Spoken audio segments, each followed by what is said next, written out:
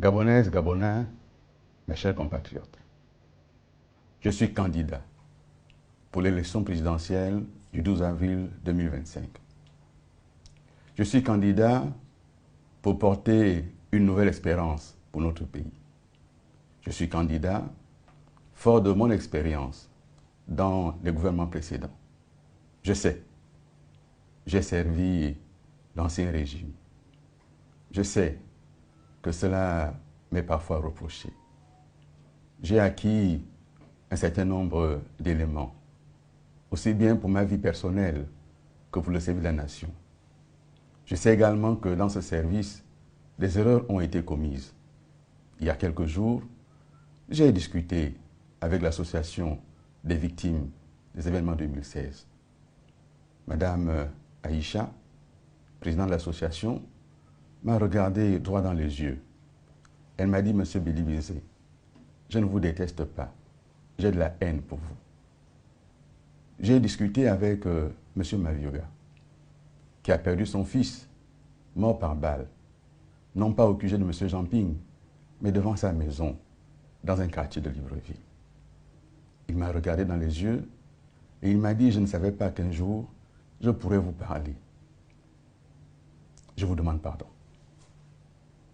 Pardon parce que j'ai dit des chiffres de l'État. Je n'étais pas sur les lieux, mais j'ai dit les chiffres officiels.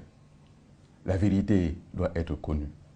C'est la raison pour laquelle, au cours de cette campagne, je vais tout faire pour faire entendre la vérité et dire aux Gabonaises et aux Gabonais, notre pays mérite que la vérité soit connue. C'est pour cela que nous demandons qu'il y ait cette commission vérité, justice et réconciliation, afin de réparer les fautes, afin de réparer les torts, afin surtout de réparer le pays. Le sang des Gabonais a coulé. Nous devons nous incliner. Pardon. Mes chers compatriotes, l'espérance que je propose, elle est fondée sur ce que nous avons fait ensemble. Elle est fondée également sur ce que nous savons qui n'a pas fonctionné. Elle est fondée sur la nécessité d'offrir à la jeunesse un avenir meilleur. Elle est fondée sur l'urgence de nous occuper de la femme, de l'orphelin, de la veuve, de nous occuper des familles gabonaises. Oui, très souvent, nous sommes allés sur de grands projets d'envergure, dont la plupart d'ailleurs n'ont pas abouti, mais nous n'avons pas suffisamment mis l'accent sur le quotidien des Gabonaises et des Gabonais. Ces dernières semaines, je me suis déplacé dans le pays, au contact de mes compatriotes, dans les villages, dans les villes, dans les campagnes, dans les maisons.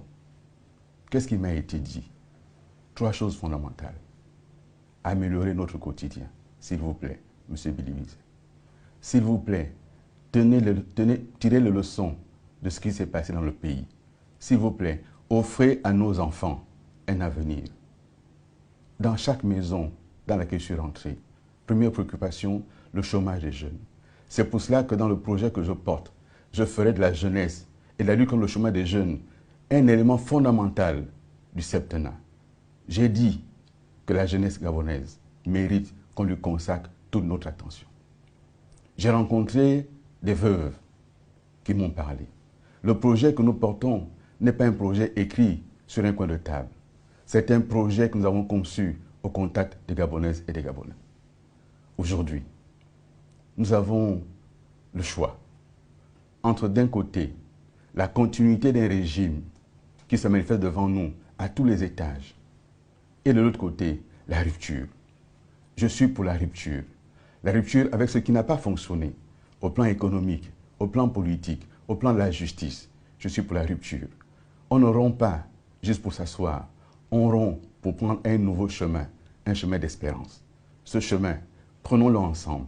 Ce chemin, engageons-nous à faire en sorte que le Gabon soit véritablement ce pays où chaque enfant arrive à trouver des éléments pour s'épanouir. Ce pays où la culture gabonaise devient le fondement à nouveau de notre vivre ensemble. Ce vivre ensemble qui se trouve aujourd'hui menacé par des discours de haine, de tribalisme, de repli identitaire. Notre vivre ensemble, les pères fondateurs l'ont proposé sur 3 piliers. L'union, le travail et la justice. L'union des fils et des filles du pays, le travail pour développer le pays, la justice pour donner à chacun ce à quoi il a droit. Le 12 avril, votez pour l'espérance, votez pour Alain-Claude Bilibize. Merci.